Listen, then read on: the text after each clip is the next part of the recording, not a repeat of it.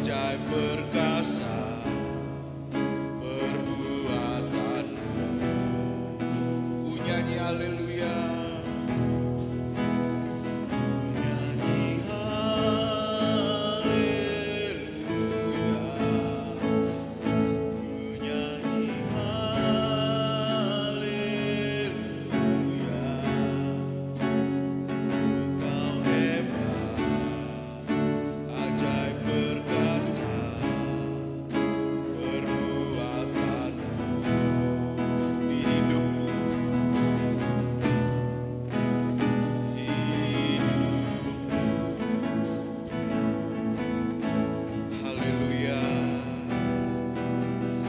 Malam hari ini Tuhan, kami datang kepada Engkau ya Tuhan, karena Engkau sudah begitu baik dalam kehidupan kami.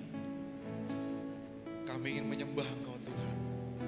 Biarkah Engkau pimpin Tuhan kami pada malam hari ini dengan kasih setia-Mu. Engkau sudah menolong kami. Engkau begitu hebat Tuhan dalam kehidupan kami. Begitu baik Engkau Tuhan dalam kehidupan kami. Terima kasih Tuhan buat kebaikan-Mu. Biarlah Tuhan pada malam hari ini segala pujian kami Tuhan boleh layak Tuhan, boleh menjadi dupa yang harum di hadapan Engkau ya Tuhan.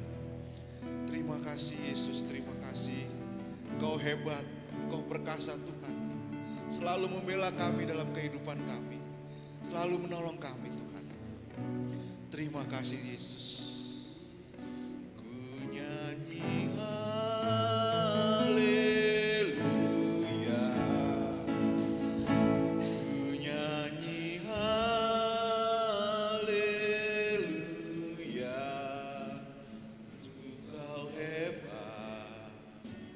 ajaib perkasa perbuatanmu.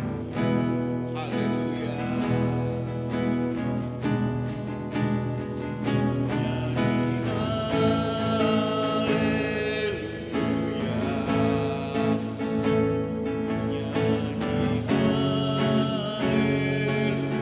haleluya.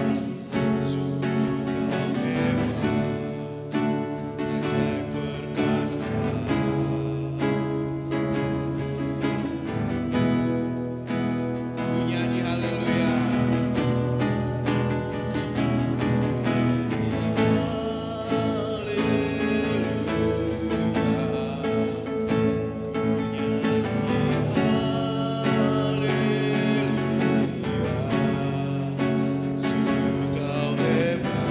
Ku nyanyi haleluya. Sungguh Kau hebat, ajaib perkasa perbuatanmu. Ku nyanyi haleluya. Ku nyanyi haleluya.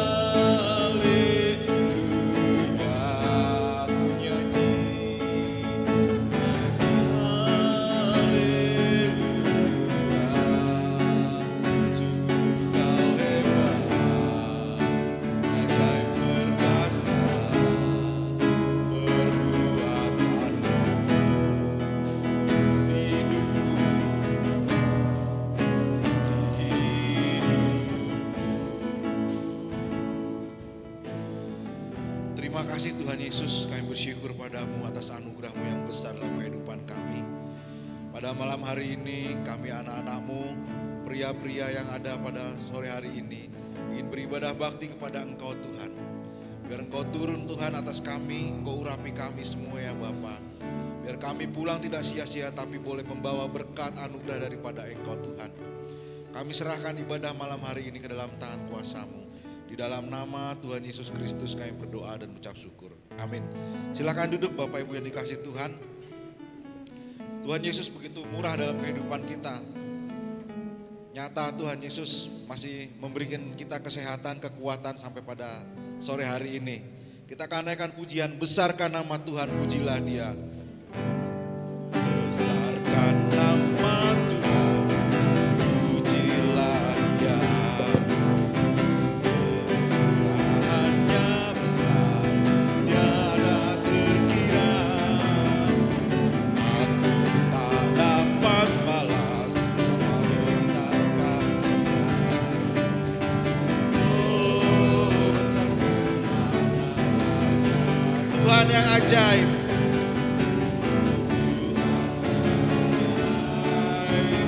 Tuhan yang kuasa, Tuhan yang menolong hidupku.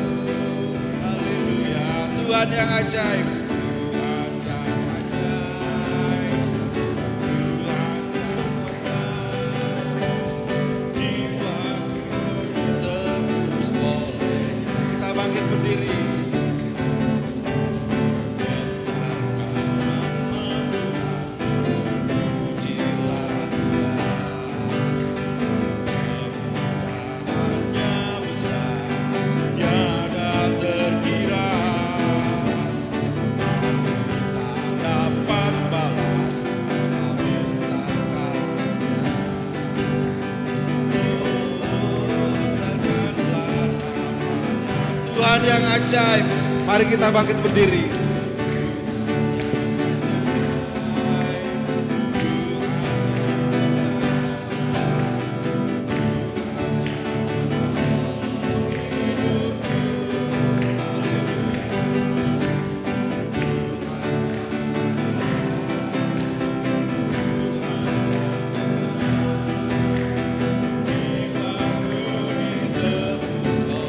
Jiwaku ditebus.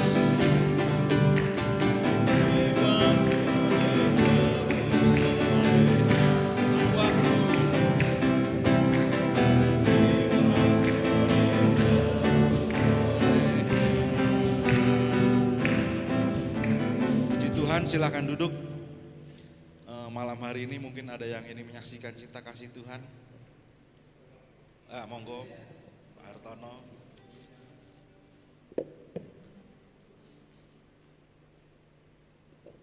Puji nama Tuhan. Terima kasih waktu dikasih kesempatan. Saya mau bersaksi,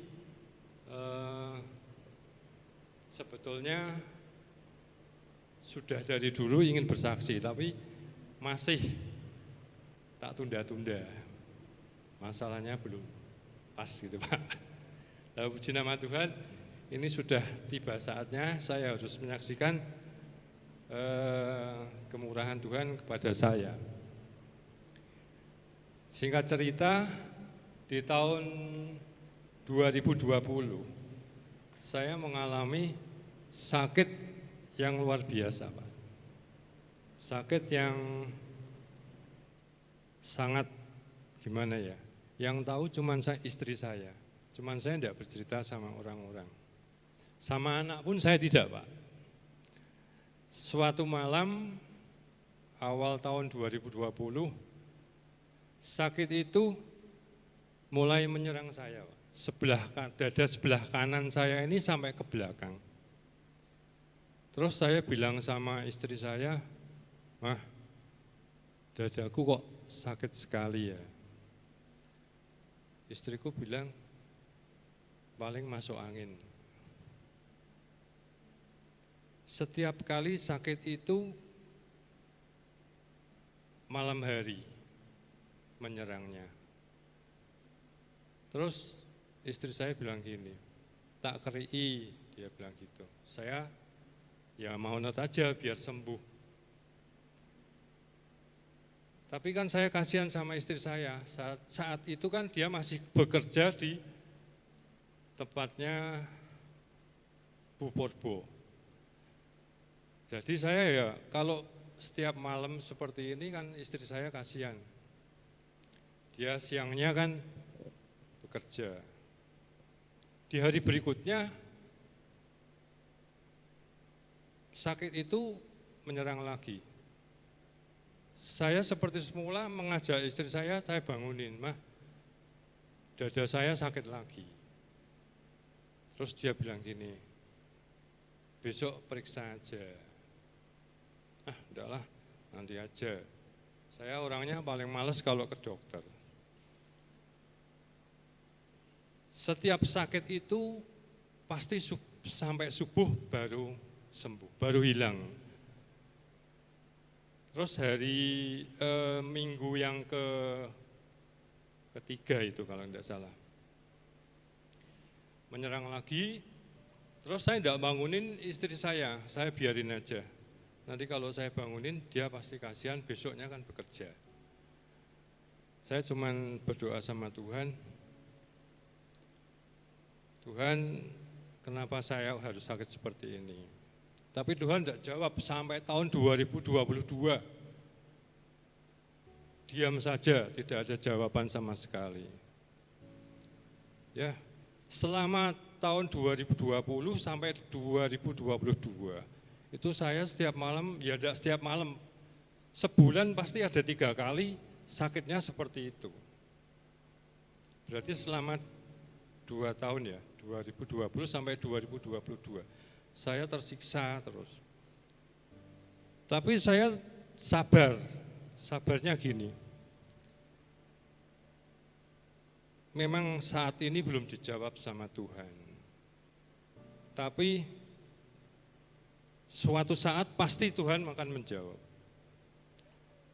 Di tahun yang terakhir, 2022, saya berdoa lagi, Tuhan kenapa sakit ini kok menyerangnya di malam hari, tidak mau di siang hari. Sampai saya sakit sendiri, tidak ada yang tahu. Tapi Engkau yang tahu Tuhan, saya bilang begitu. Tidak ada jawaban sama sekali. Terus terakhir itu saya berdoa lagi, Tuhan kamu di mana sih? Kok tidak ada jawaban sama sekali di akhir tahun 2022 itu. Selesai berdoa, jam nyerangnya memang malam, jam 4 selesai, terus saya juga agak enakan badannya, saya tidur. Besoknya saya bilang sama istri saya ini kira-kira bisa sembuh apa enggak ya? Terus istri saya bilang gini, mungkin kamu harus minta ampun sama Tuhan. Masa lalumu kamu kan tahu sendiri. Pernah berbuat apa.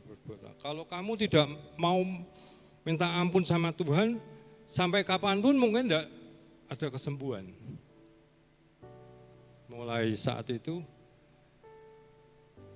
saya belajar untuk merubah hidup saya sedikit demi sedikit. Tidak bisa langsung 360 derajat, tidak bisa, susah sekali. Lama-lama saya sudah ada pengakuan sama Tuhan, terus gimana selanjutnya. Tapi mujizat itu terjadi di akhir 2022. Sampai saat ini saya sudah tidak sakit lagi. Sebetulnya tadi yang mau saya utarakan, sakit saya itu ada 2, Pak. Yang satu dada, yang satu mata saya sebelah kanan ini kan sudah buram. Nah, saya cerita lagi sama istri saya, mataku ini kok lama-lama yang kanan kok agak tidak enak ya, yang kiri padahal jelas. Terus istri saya bilang gini, kalau kamu tidak mau bersaksi untuk Tuhan, mana mungkin matamu yang kanan bisa sembuh. Sedangkan kamu dikasih kesembuhan aja lama sekali, dari tahun 2020 sampai 2022. Terus saya ngomong sama istri, emangnya harus bersaksi? Iya, kamu harus bersaksi. Lah kesaksian ini saya tunda sampai lama sekali, inginnya sih bersaksi Pak, tapi masih belum pas. Pikiran masih gimana, kan enggak pernah maju ke depan, gini kan kadang-kadang kayak gimana ya Pak. Terus istri saya bilang gini, wes matamu itu nanti kan sembuh-sembuh sendiri, wes percaya saja.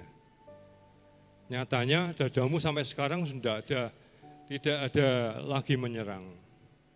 Iya sih memang gitu. Ya makanya kamu semakin tua harus semakin dekat sama Tuhan, jangan semakin jauh. Nanti kalau kamu semakin jauh, dulu kayak apa dia bilang gitu, keluarga kita kayak apa, kocar-kacir enggak karuan. Sekarang kan Tuhan sudah memberi jalan kepada kita. Terima kasih saudara, bapak-bapak, begitulah kesaksian saya. Terima kasih, Pak. Puji Tuhan, luar biasa kesaksian yang boleh memberkati kita pada malam hari ini. Sebentar kita ingin menerima berkat firman Tuhan, biarlah firman Tuhan boleh menguatkan kehidupan kita. Kita akan naikkan pujian. Firman-Mu berkata kau besertaku, maka kuat roh dan jiwaku. Tangan Tuhan selalu kuat, tangan-Mu Tuhan selalu ku nantikan. Di setiap langkah ku percaya dengan sayap-Mu, dengan sayap-Mu ku akan terbang tinggi, ku mengangkat hidup, ku tak menyerah. Kau kekuatan dan perlindungan bagiku, pertolongan-Mu di tempat maha tinggi. Ku mengangkat tanganku, aku berserah. Kau ku nantikan, Kau yang ku sembah, Yesusku, Rajaku. Mari kita bangkit berdiri, kita naikkan pujian ini.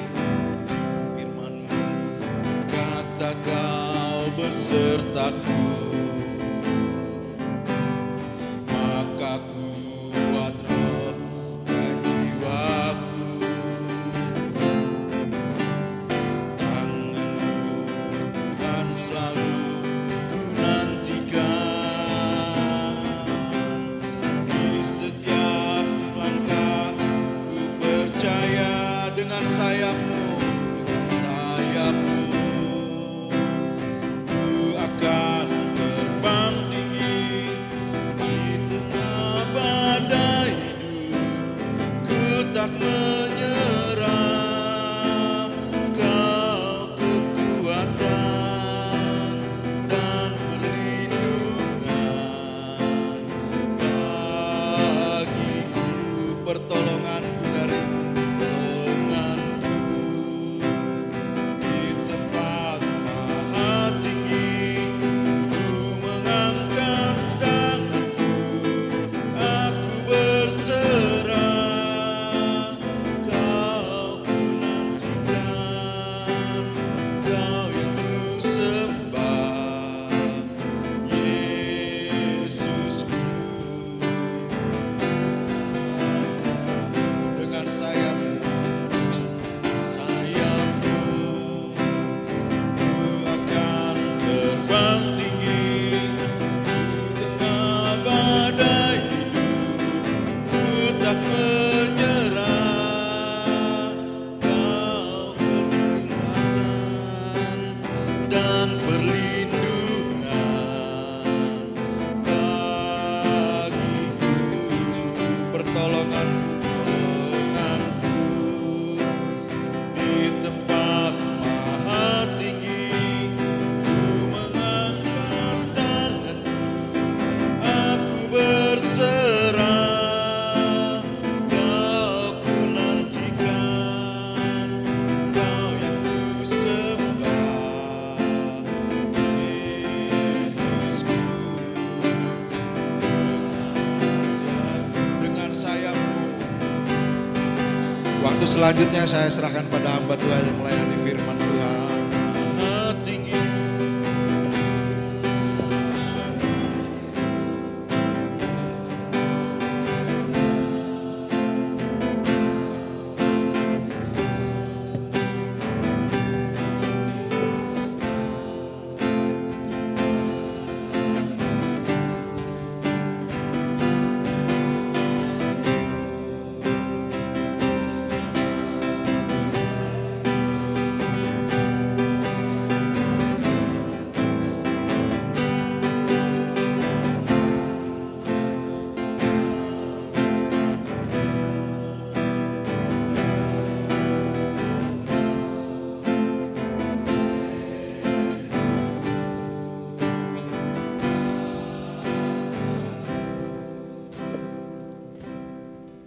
Kami bersyukur buat kebaikan-Mu Bapa yang baik.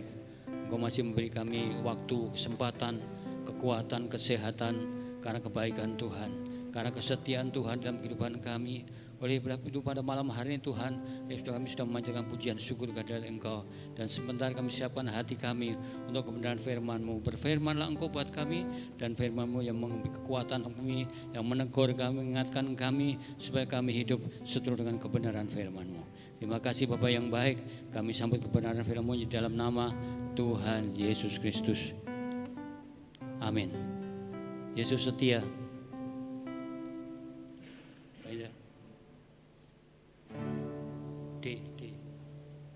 Meskipun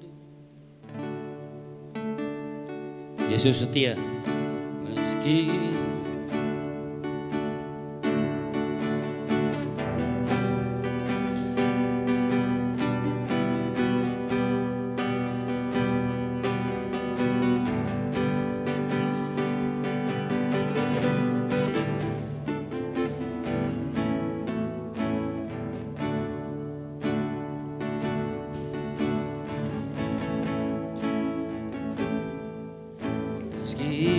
Tuhan lu menolongku, meskipun duri dalam dagingku, ku tetap memilih untuk percaya dan mengucap syukur.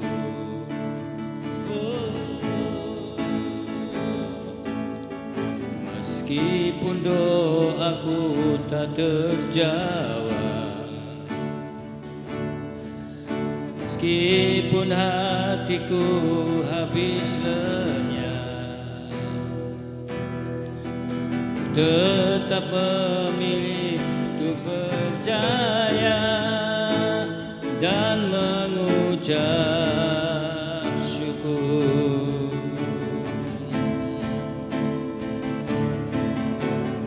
Berkali-kali Kau menolong, berkali-kali Kau kuatkan. Dalam rasa sakit Engkau ada, Yesus setia.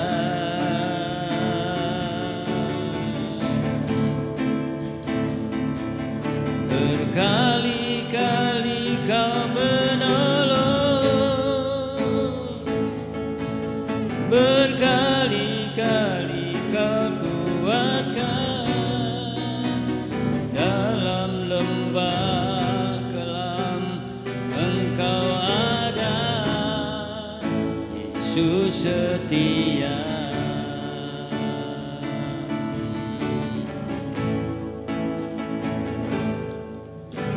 Meskipun Tuhan tak menolongku, meskipun duri dalam dagingku, ku tetap memilih untuk percaya dan mengucap syukur.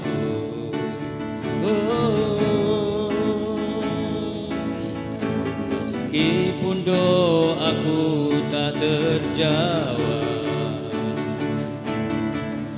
meskipun hatiku habis lenyap,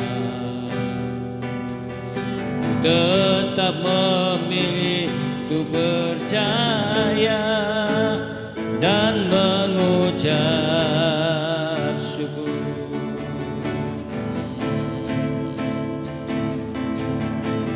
Berkali-kali Kau menolong, berkali-kali Kau kuatkan. Dalam lembah kelam Engkau ada, Yesus setia.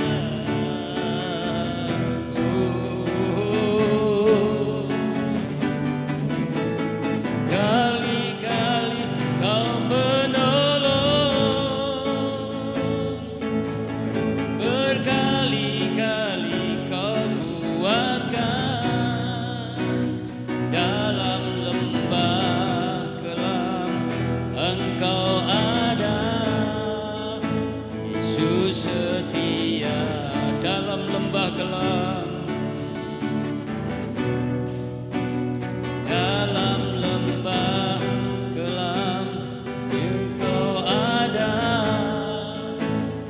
Yesus setia.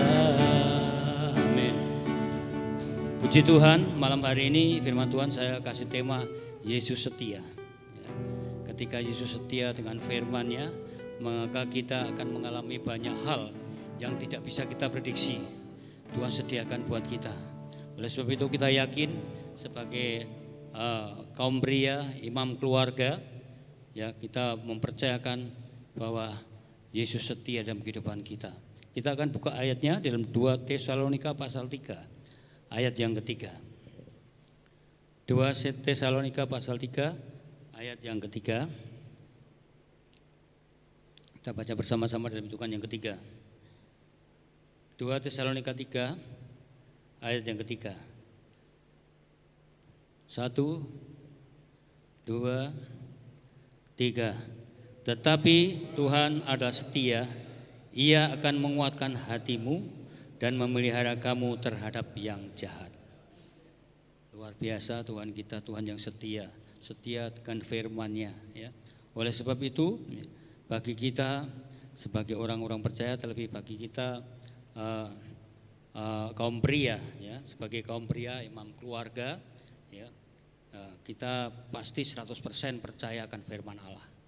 Ya, karena bahwa Tuhan adalah setia, ya. Firman Allah yang menjadi dasar landasan hidup bagi seluruh keluarga besar kita, ya.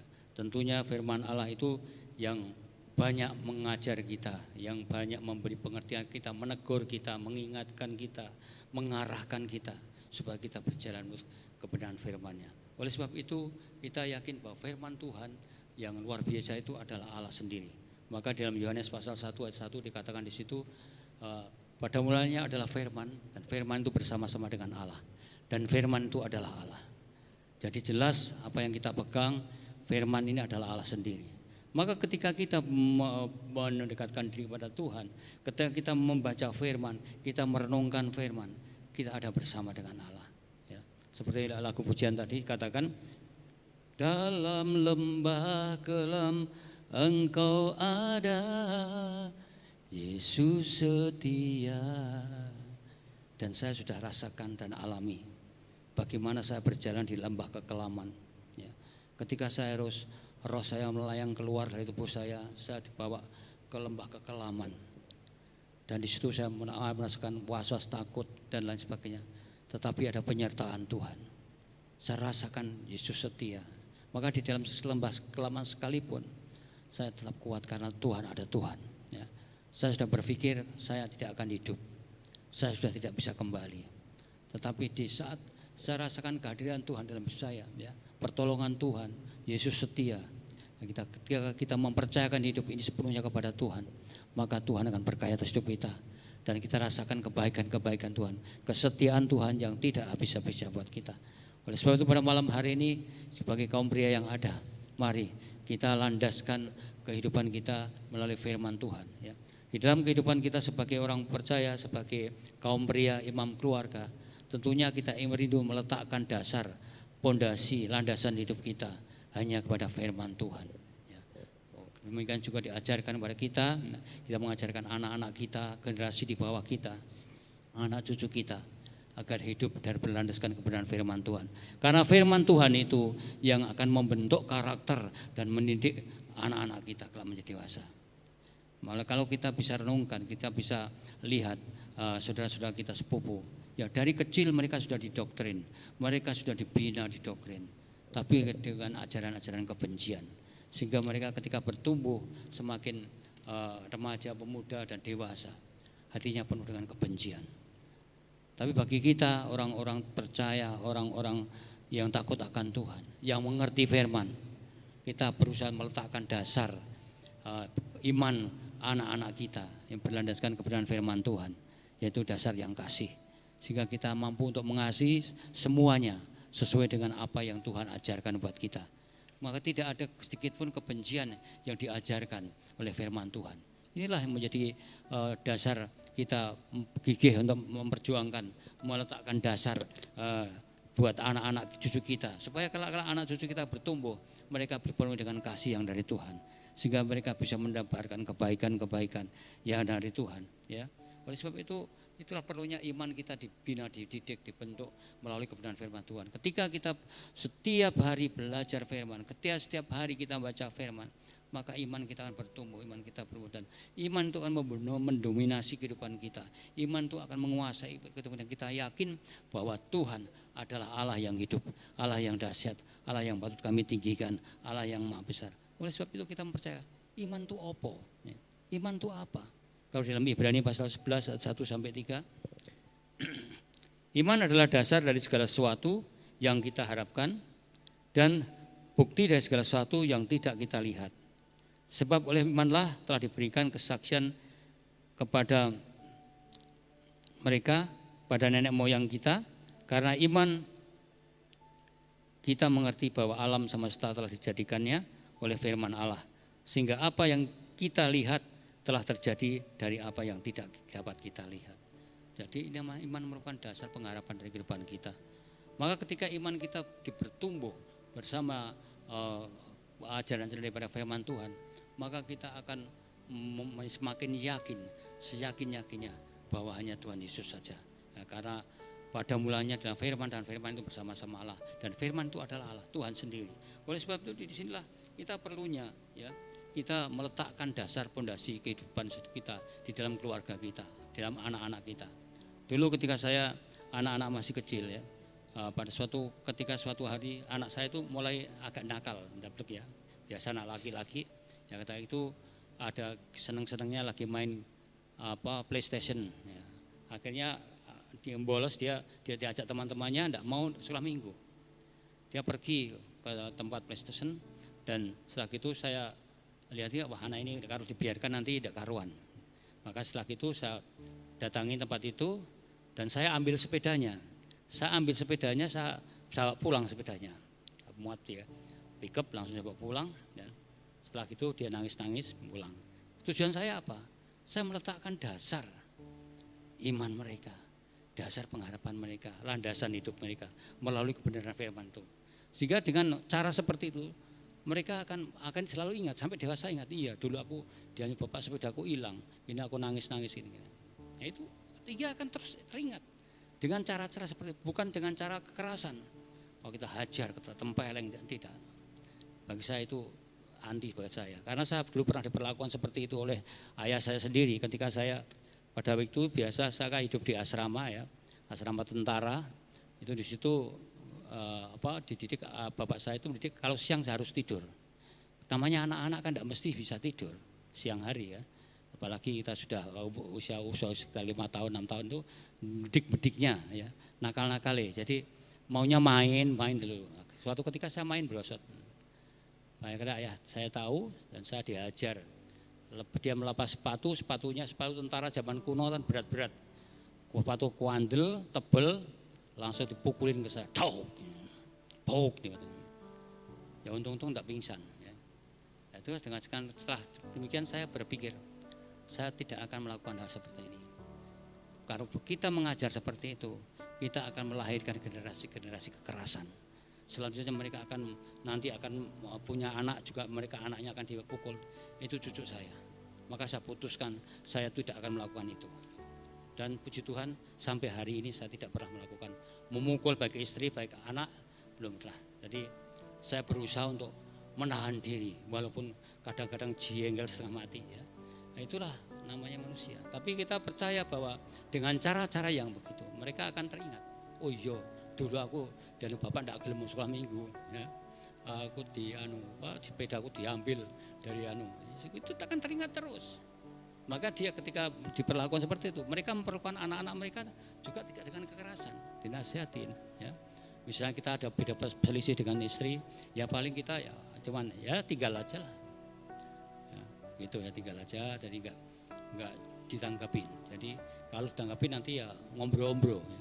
Oleh sebab itu bagi kita sebagai orang-orang percaya, sebagai kaum pria, sebagai imam keluarga, kita meletakkan dasar pondasi, ya, landasan hidup bagi anak-anak dan keluarga kita. Tentunya hal-hal yang baik.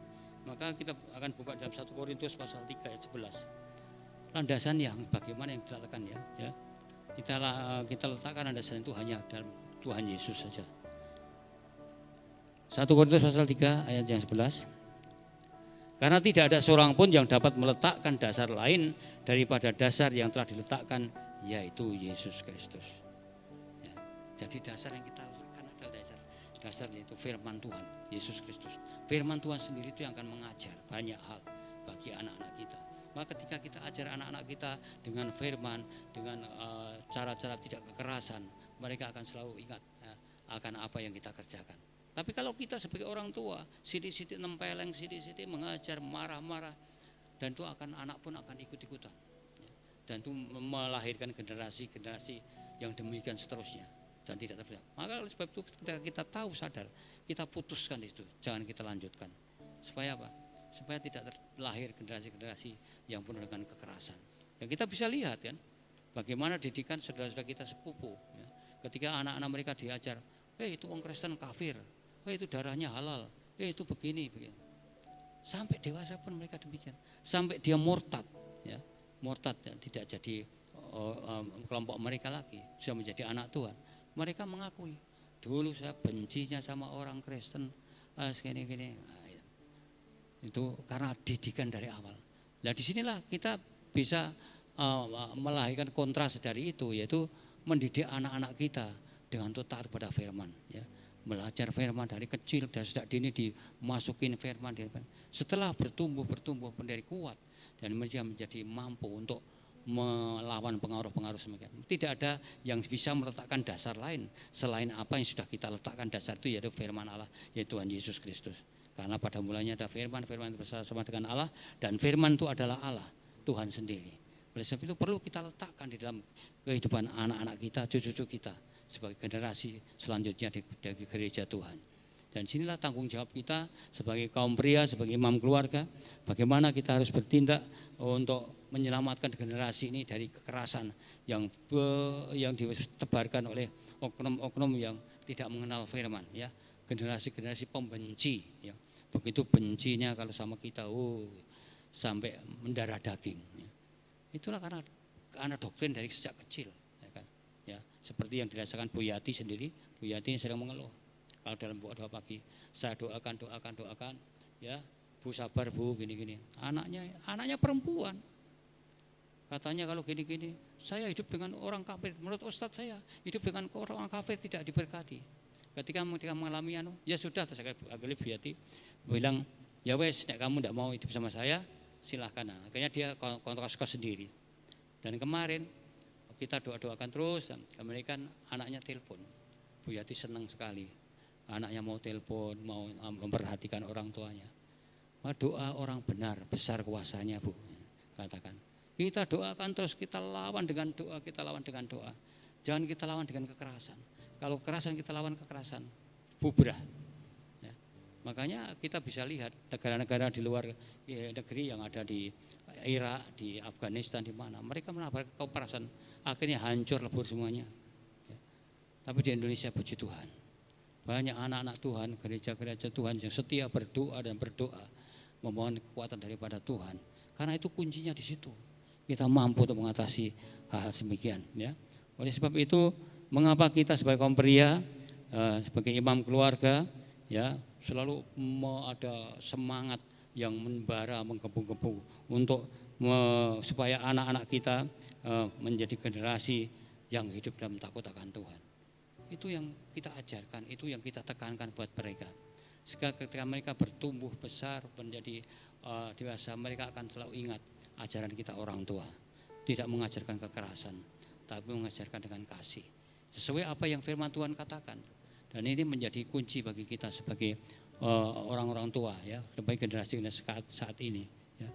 Nah, inilah didikan kita sebagai untuk keluarga besar kita. Karena apa? Karena firman itu yang akan mengajar kita, yang akan menunjukkan arah jalan kita kemana. Ya. Supaya kita dengan firman itu, makanya firman itu landasan hidup bagi kita orang percaya. Sebagai kaum pria, sebagai orang percaya, sebagai imam keluarga, kita letakkan dasar itu dalam firman Tuhan. Kita buka di dalam Yesaya pasal 48 ayat 17. Yesaya 48 ayat 17.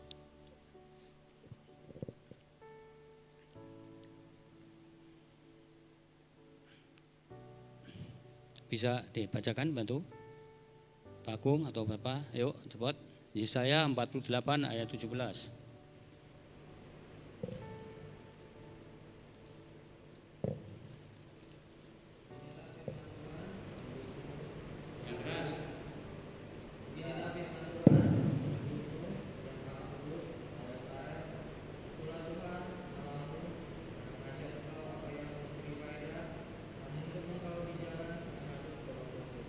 Nah, ini fakta ya. Ini adalah firman. Firman itu Allah sendiri. Ya. Beginilah firman Tuhan penebusmu yang maha kudus, Allah Israel. Akulah Tuhan Allahmu yang mengajar engkau tentang apa yang memberi faedah. Firman itu mengajar kita untuk hal-hal apa yang memberi faedah, apa yang memberi manfaat di dalam kehidupan kita, di dalam keluarga kita, di dalam kehidupan anak cucu kita. Firman Tuhan ini yang ngajar. Maka kita perlu letakkan dasar firman ini di dalam kehidupan anak cucu kita. Ya. Katakan di sini, yang mengajar engkau tentang apa yang memberi faedah, manfaat, yang menuntun engkau di jalan yang harus kau tempuh. Ya. Jadi firman itu mengarahkan, menunjukkan, ini jalan yang harus kamu lewati, ini yang harus kamu lakukan, ini. Makanya ketika kita melakukan hal akan melenceng, hati kita mengingatkan, jangan melakukan itu. Teguran. Tergantung kembali ke diri kita. Respon kita seperti apa ketika ada teguran itu. Apakah kita mau lanjut atau kok kita meminta hikmat daripada Tuhan, ya. Itu yang penting bagi kita sebagai orang percaya. Maka ketika kita itu masih diberi waktu Tuhan, kesempatan Tuhan, masih sampai hari ini. Seperti saya pribadi, saya sangat bersyukur. Maka saya sudah berjanji, Tuhan, kalau memang Tuhan berikan saya kesempatan, saya lakukan hal-hal yang terbaik. Ya selama ini saya sia-siakan karena banyak waktu yang sudah saya buang, ya, untuk menuruti kemauan daging saya. Tetapi pada kesempatan yang kedua ini, Tuhan ajarkan saya supaya saya benar-benar serius untuk melayani. Ya. Makanya pada hari ini saya kemarin sama Pak Giarso juga kita di dinas sosial, ya. Di sana sudah tiap seminggu sekali di dinas sosial untuk anak orang-orang tua, wong sing stres sing gendeng gitu, ya, ngajari nyanyi. Karena nanti tanggal 5 ada Natal di dinas sosial, ya. Kita harus ngajari mereka walaupun kadang-kadang ngeyel, ya. Nah, ada sing sok pinter malah ngajari kita, ya ada. Kadang-kadang menghadapi orang-orang seperti ini kita perlu kesabaran, perlu hikmat, minta kekuatan dari Tuhan supaya apa? Tidak terjadi selisih paham. Karena wong jenenge wong edan, nek kita nasihati ya ngomong dhewe kan dhewe seperti itu. Nek kita ora sabar, ora anu padha edane kan bar. Nah, inilah yang perlu kita.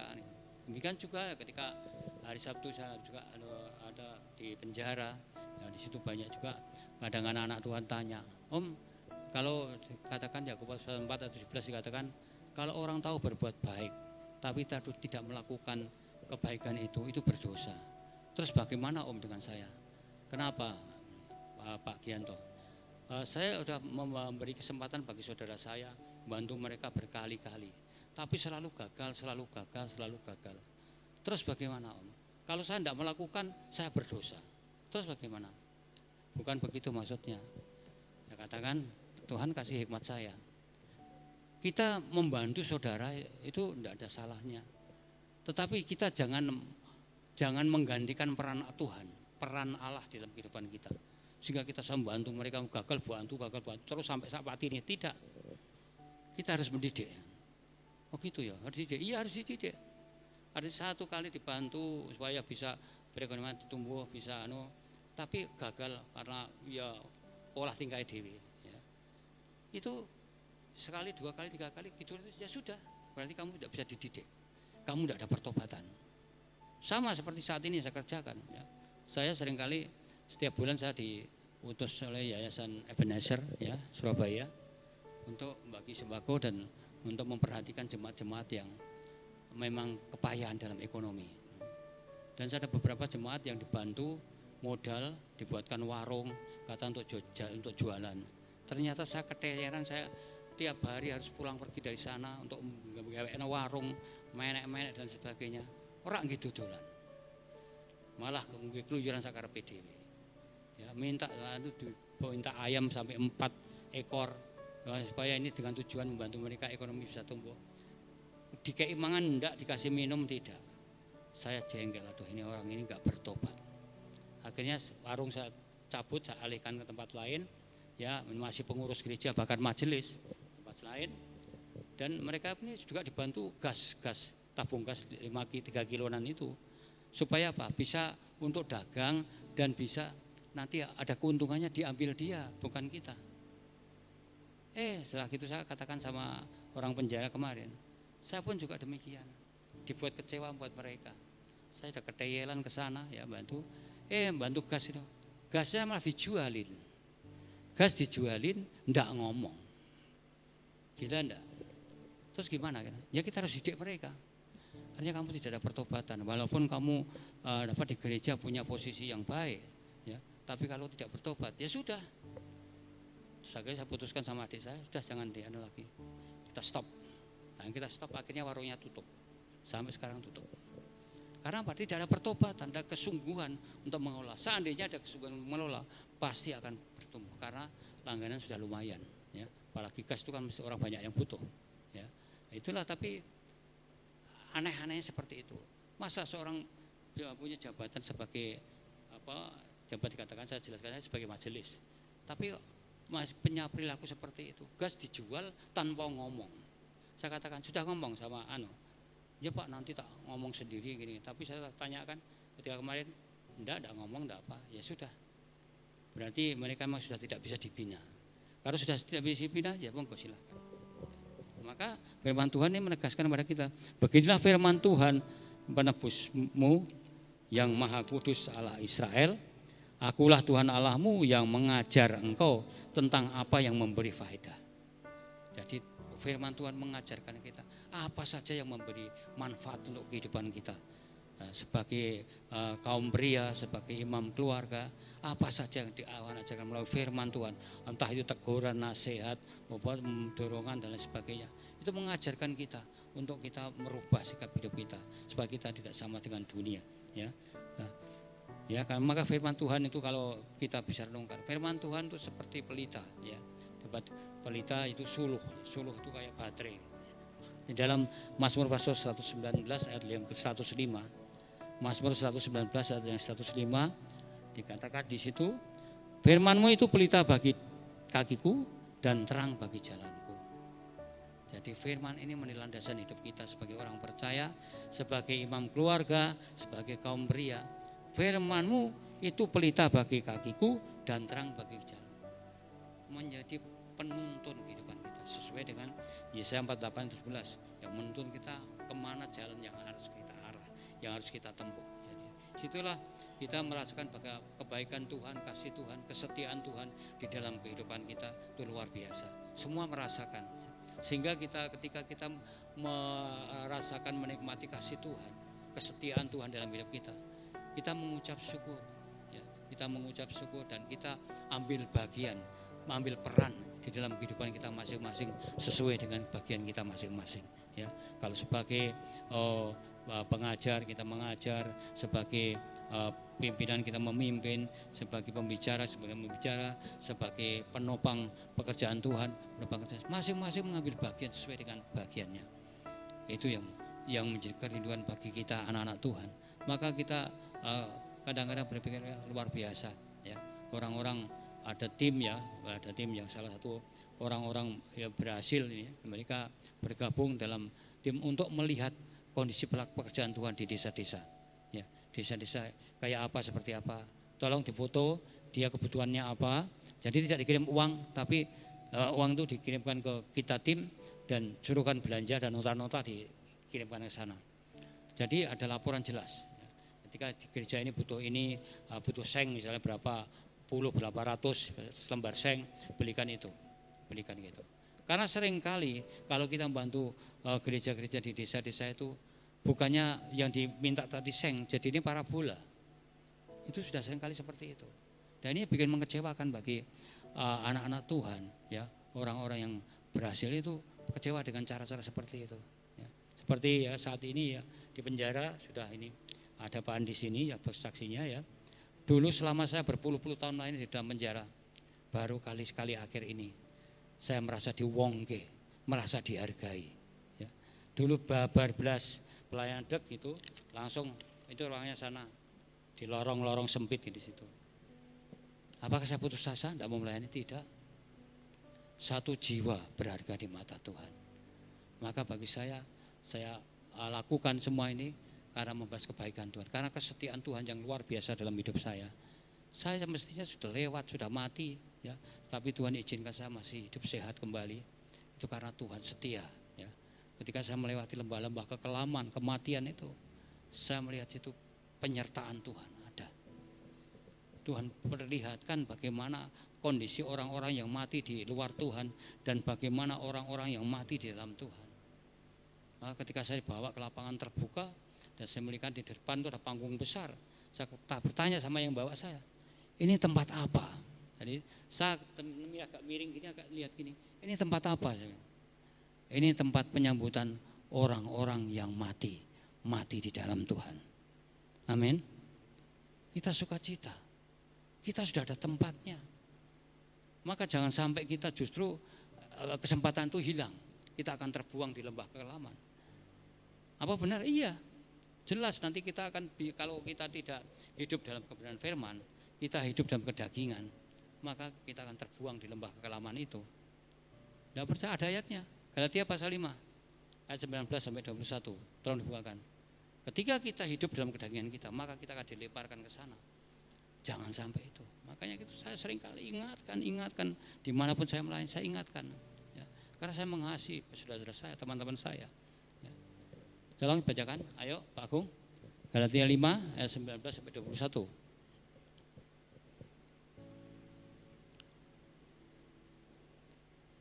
Ayo cepat yuk. Ayo Pak So, kalau cepat. 19 sampai 21.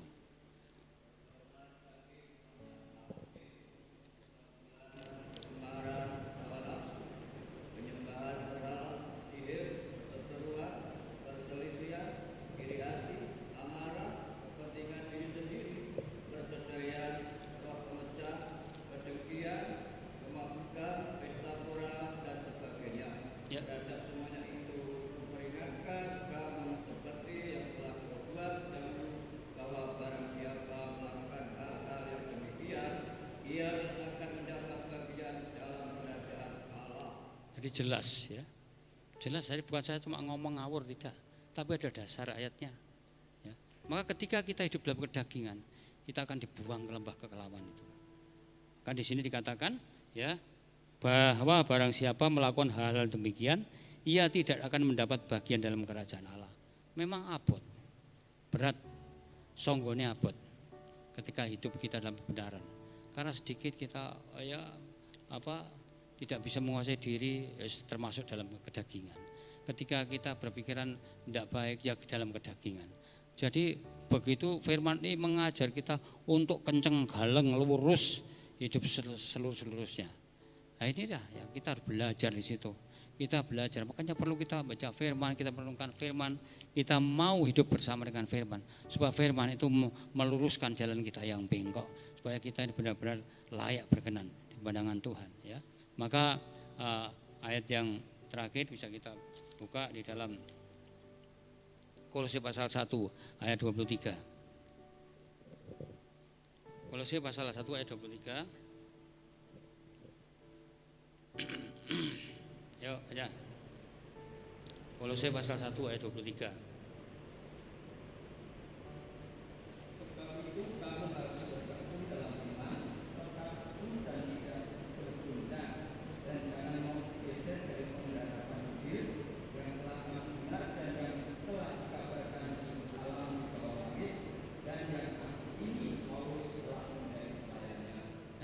Nasihat Rasul Paulus buat kita ya.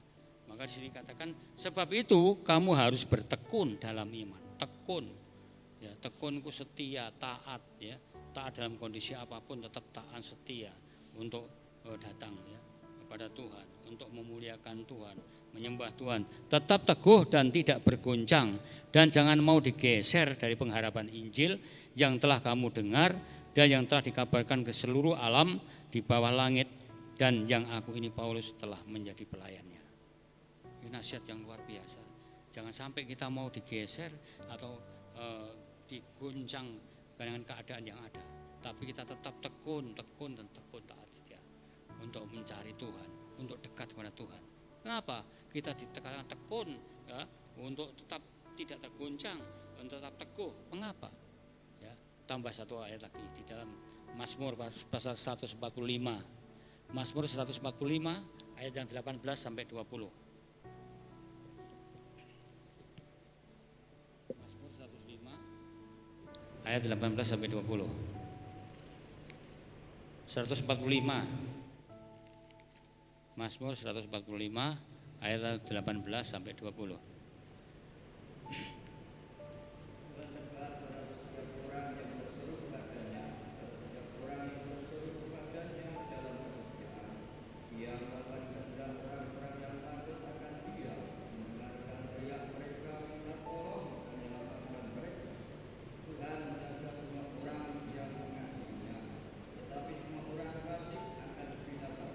Nah, jadi Tuhan dekat pada setiap orang yang berseru kepadanya.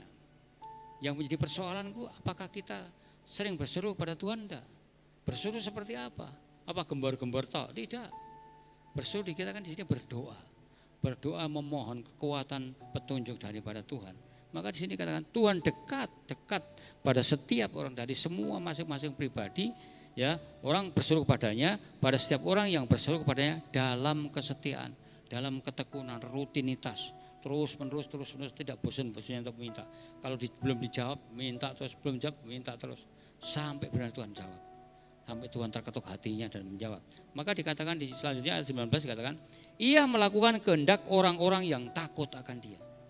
Jadi Tuhan itu melakukan atau mengerjakan kehendak kemauan orang-orang yang takut akan Dia. Misalnya kita punya keinginan apa, ya karena dengan ketekunan kita, dengan kesetiaan kita, maka Tuhan akan melakukan, akan meluluskan permintaan kita. Ya, permintaan kita, misalnya kita minta sembuh, Tuhan akan jawab doa kita. Tentunya Tuhan punya waktu, tidak seketika kita bisa sembuh kayak orang sulapan gitu, tidak. Tapi ada proses tahapan yang harus perlu kita. Karena waktu Tuhan bukan waktu kita. Ya, oleh sebab itu begini katakan. Ia melakukan kehendak orang-orang yang takut akan Dia, mendengarkan teriak mereka minta tolong dan menyelamatkan mereka. Mendengarkan teriak mereka, Tuhan tolong, Tuhan dengar.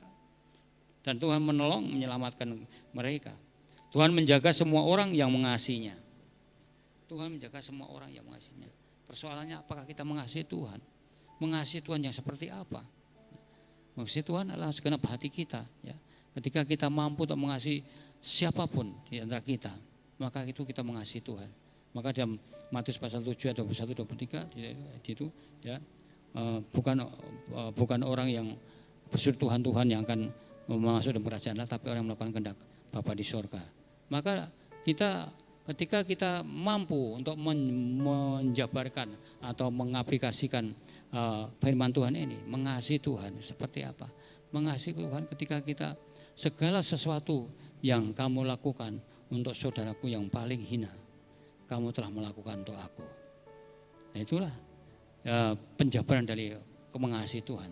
Maka kita mengasihi siapapun, bagi orang-orang yang memang benar-benar hidup dalam firman, hidup mengenal firman, tahu firman, maka mereka tidak sungkan-sungkan untuk melakukan itu. Karena apa? Mereka merasa terpanggil untuk menjadi penopang pekerjaan Tuhan. Ya, maka ketika saya lihat ya, di mana ada komunitas-komunitas orang-orang yang berhasil nih, mereka berkumpul ya, mereka mensupport hamba-hamba Tuhan yang benar-benar wajib disupport ya. Karena hamba Tuhan yang ada di desa-desa, di pelosok-pelosok itu kasihan juga, apalagi seperti di daerah NTT, di daerah dulu kalau tidak ada air, dia ngambil air tuh jauh di atas, di bawah gunung sana. Itu berapa kilometer harus dipikul ya. Setelah itu saya lihat, waduh kasihan Bapak Pendeta ini. Saya enggak berani mandi. Cuma ngebas lap aja. Ya karena tidak mungkin mengusungin air dari bawah sana sampai sini kayak gitu renggusan. Ya. Ini tuh mereka perlu perhatian dari beliau-beliau ini yang terbeban untuk pekerjaan Tuhan. Melalui apa? Karena apa? Segala sesuatu yang kamu lakukan untuk saudaraku, ya, yang paling hina itu kamu telah melakukan untuk aku. Itu firman Tuhan. Ini mengingatkan kita supaya kita benar-benar menaruh landasan hidup kita hanya dalam firman Tuhan. Karena firman Tuhan itu yang mengajarkan kita hal apa yang memberi faedah, yang memberi manfaat bagi kehidupan kita, dan juga menuntun kita kepada jalan yang benar sesuai apa yang Tuhan kehendaki. Ini puji Tuhan, kiranya firman Tuhan menjadi berkat buat kita. Kita angkat pujian, ku yakin saat kau berfirman.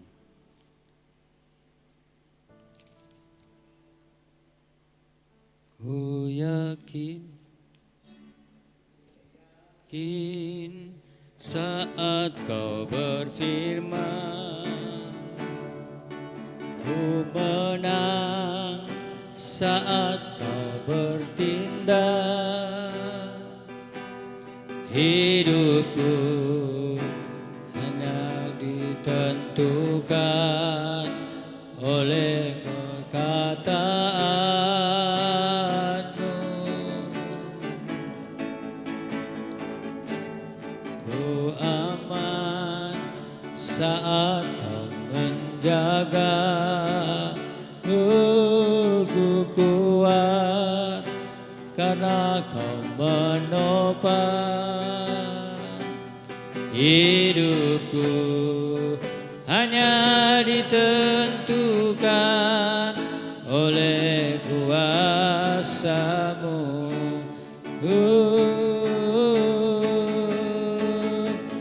Bagi Tuhan tak ada yang mustahil.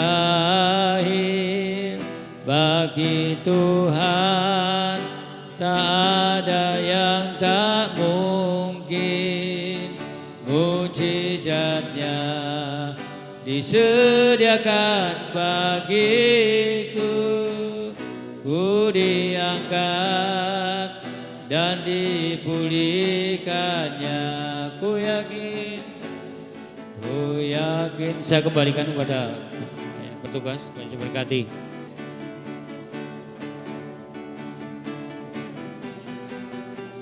Saat kau menjaga hidupku. Mari kita bangkit berdiri. Oleh perkataan-Mu,